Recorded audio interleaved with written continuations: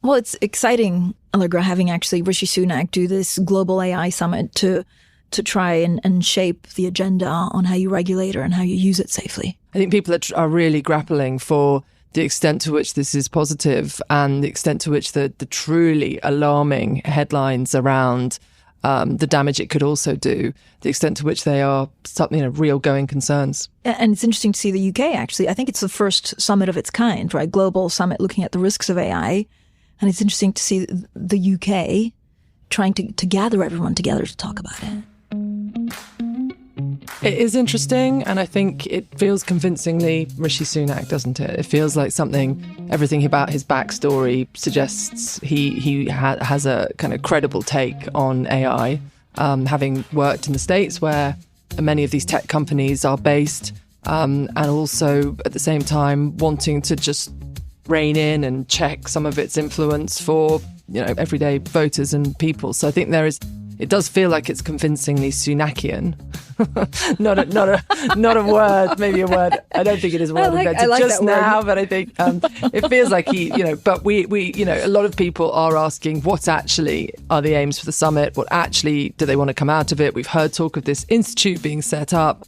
That's probably the easy bit. What does the institute do is the harder bit. And that's really what we're looking at this week. Welcome to In the City, Bloomberg's podcast, connecting you to the conversations and the stories shaping the world of finance. I'm Francine Lacqua with Allegra Stratton in the London studio. Now with us this week, Nate Lanxon. He's global editorial lead for tech and gaming and co-host of the Bloomberg Original program, AI IRL, in real life.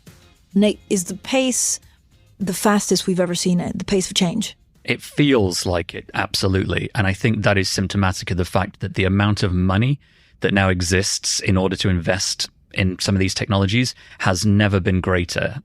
We have seen an enormous speeding up of tech development, absolutely. Because a lot of the companies that are able to invest enormously in these kinds of technologies, in artificial intelligence, are the ones that have made the most money from the most recent technological innovations, i.e. cloud computing, search, and social media. Some of us are freaked out about AI. Others think that this is the best thing that could happen to us. But because of your time at Wired, you've seen these changes and really have chronicled them from the very beginning. I remember when DeepMind was founded and everyone got very excited about this weirdly secretive company that no one knew anything about that suddenly was all the rage in computer science and deep learning, which is what underpins the vast majority of what we currently see as artificial intelligence. Although that is only a fraction of the overall body of work that is AI, which has been in development since the 1950s. And we've seen it go from a conversation about making better use of big data. That was a huge topic about 10 years ago. But obviously it goes without saying almost that the release of ChatGPT, which bear in mind, at the time we speak right now, isn't even a year old. I think that's sometimes quite shocking to people just to realize how relatively recent that all happened. It wasn't until that release was made public that people and businesses and investors and governments and regulators started to realize, okay, now we get it. Now we can see the potential impact, returns on investment, but also harms. And it really, I think, motivated everybody to think, okay, now we need to really take this seriously. So Nate, having covered this for 18 years, when in the last few weeks feels like the headlines and the warnings of sort of end of the world is nigh, have reached a bit of a kind of fever pitch. Do you think it's hysterical, or do you think these are proportionate warnings? I think they are well-meaning, but wildly doom-focused. And I think history teaches us some lessons here about how to prepare for these kinds of changes. My favorite comparison to make is that of the dot-com boom. In the very late 90s, there was an enormous fear that the millennium bug, as it was coined, was going to cause complete collapse of society, planes falling out of the sky. There was at least one airline that put one of its senior managers on a plane just to prove that they weren't worried their planes were going to fall out of the sky at midnight. Banks printed additional cash because they feared people would do a run on the banks and stockpile cash. Like, there was a legitimate fear that this was the end of all times. And then, of course, the millennium came to pass, and everyone realized that maybe they'd slightly overplayed the worries. But it did encourage people for those years leading up to that to at least check and prepare. And that's why I think that the questions about Is this going to usher in an era of homegrown chemical warfare? Will this cause the collapse of society because an AI becomes self-interested in preserving itself and growing itself? And it is useful to ask those questions, but I think it's more useful to keep it into context around what is physically possible and what are some of the actual real world requirements for that to even happen, i.e. an enormous amount of power and computing resource that either doesn't exist or exists but is fundamentally inoperable because it would just cost too much money. And you can see Rishi Sunak and his government trying to straddle that sort of looking both ways. Huge risks coming, but huge opportunities too. Yeah, absolutely. I mean, it's a totally realistic concern, and it's smart to think about these. It's very smart to have a public debate. And one of the biggest challenges that we have with social media now is the result of largely unchecked, unregulated growth of technology companies that eventually resulted in the consolidation of power and influence in the hands of a very small number of extraordinarily powerful entities, all of which are commercially motivated and publicly owned.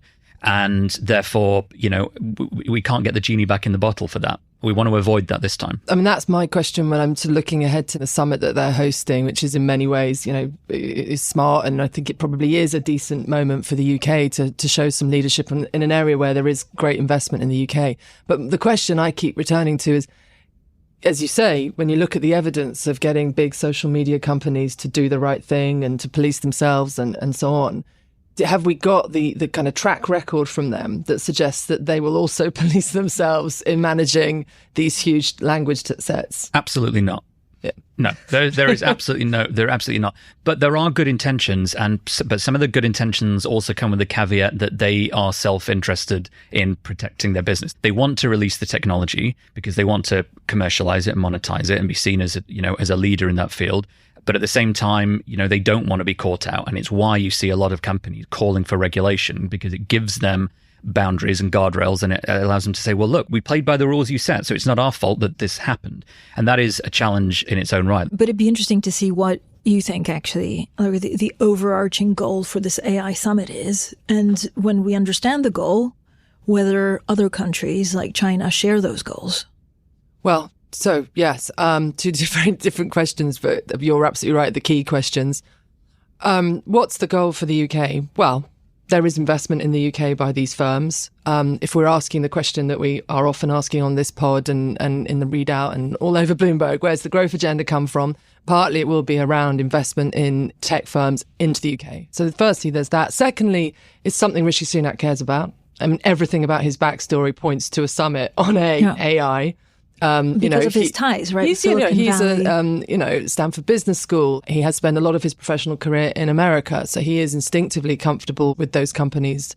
But equally, he is the MP for a constituency in Yorkshire, which, at the end of the day, normal people will be affected by this revolution that is coming. I think it is interesting, the question around what effect it will have on jobs eventually. We've had warnings this week on job losses by 2030, and are people ready? And you have a lot of very sensible people saying, in that context where many, many low-paid jobs are being automated, we have to think about a debate around universal basic income, which a few years ago was unthinkable. I think we all know, and everyone listening knows, that there are, and Nate's mentioned it already, there's these constant fears that new tech's going to get rid of jobs and they don't necessarily materialize. I feel a bit more gloomy about this one because you have seen increasingly over the last few years that lots of low-paid jobs are being automated and they aren't being replaced by particularly high-esteemed, valuable jobs that give people a sense of purpose in the morning when they go to work. I think there is a question mark there, but it is the case too that history does show us that actually it's the Luddite fallacy that essentially in the end different jobs are made and there's more of them. Well, I hope so. Is there a legitimacy, Nate, for the UK to be hosting this? So by regulating it, do you also attract growth and investment because you're seen as the AI destination? I think we need to work very hard to be seen as an AI destination.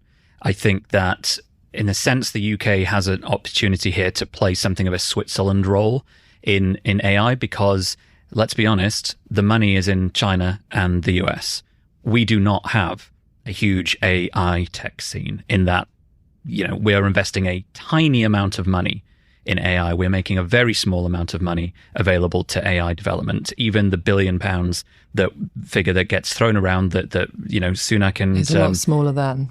I mean, I think it was Amazon invested something like $4 billion in one AI company.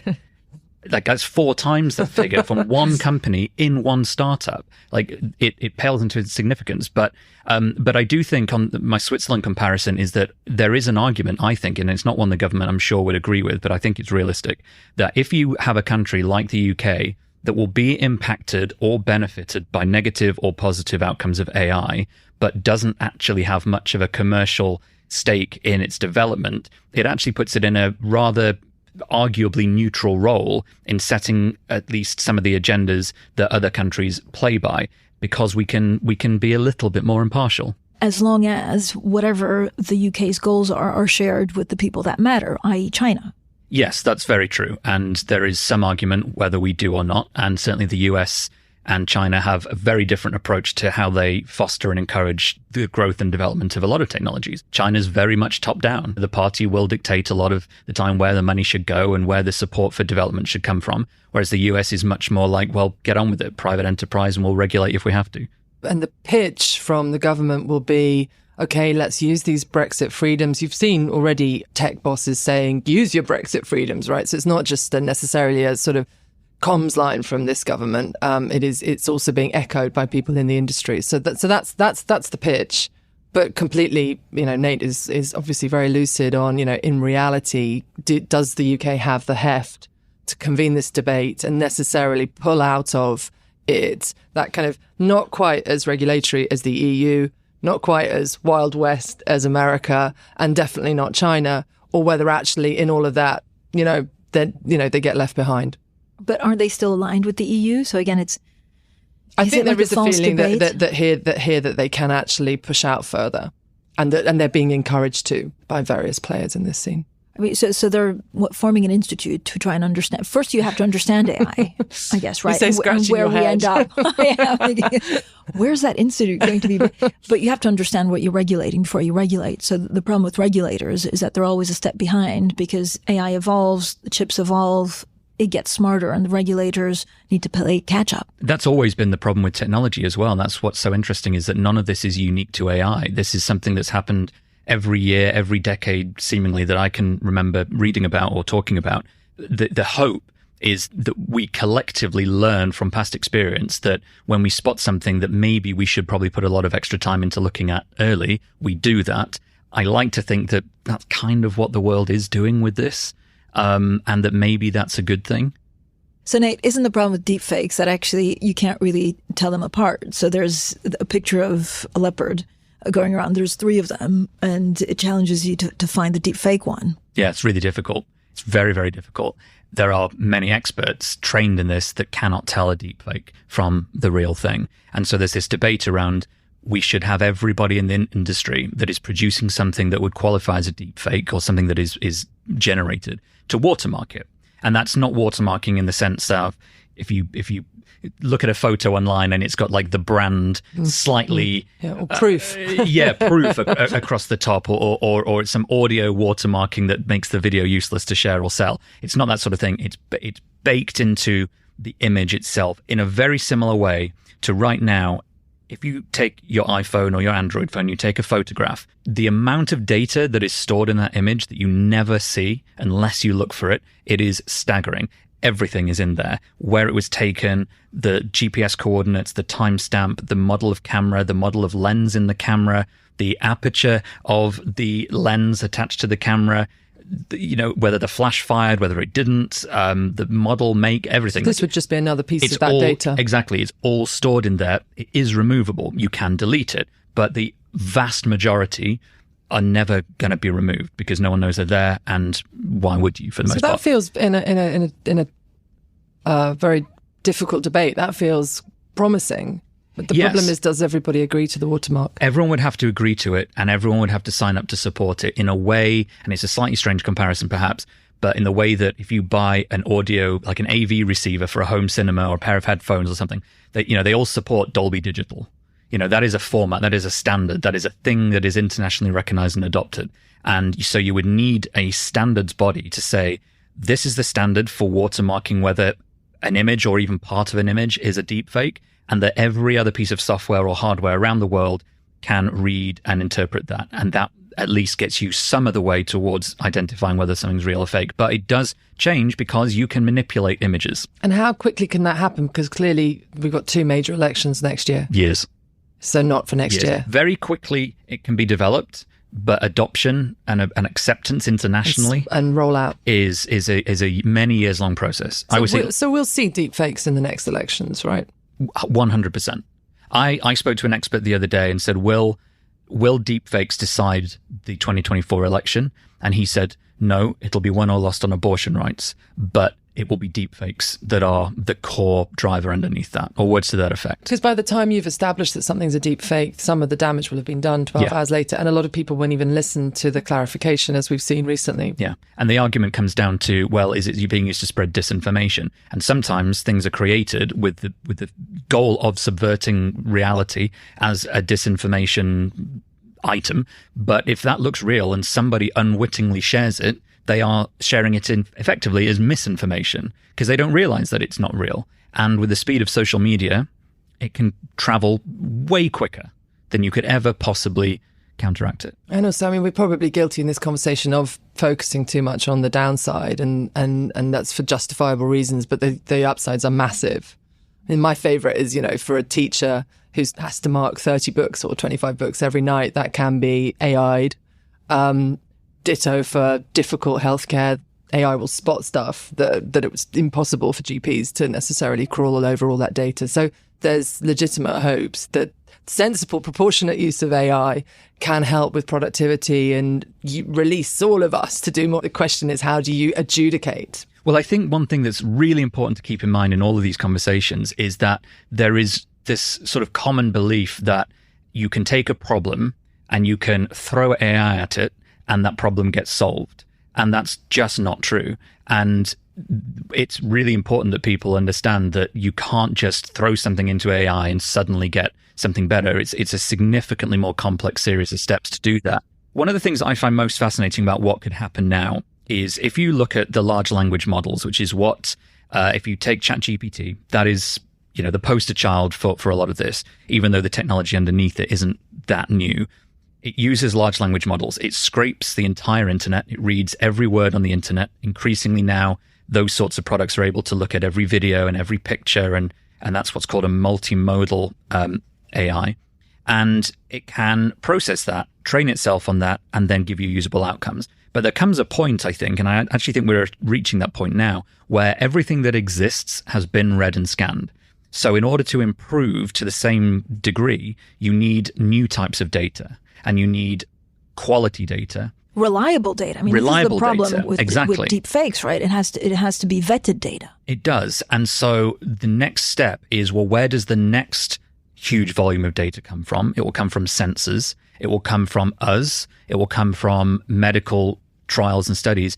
But my point is that if you develop some kind of a system that can try with molecules, looking at the interactions of molecules in a way that you cannot realistically do in a lab, you can run all these simulations to figure out how a molecule might interact, take the data that simulation has created, and then apply AI to, well, what could we do with this?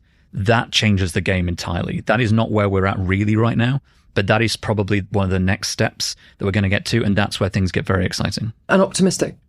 I'm optimistic, but I'm an optimist generally speaking. And I think that we have when we talk about doomerism and AI doomerism, I think we take a really anthropocentric view of these systems in that we build things to kind of mimic our own inherent abilities with the human brain. Neural networks are very loosely modeled on how human neurons work and interact with each other.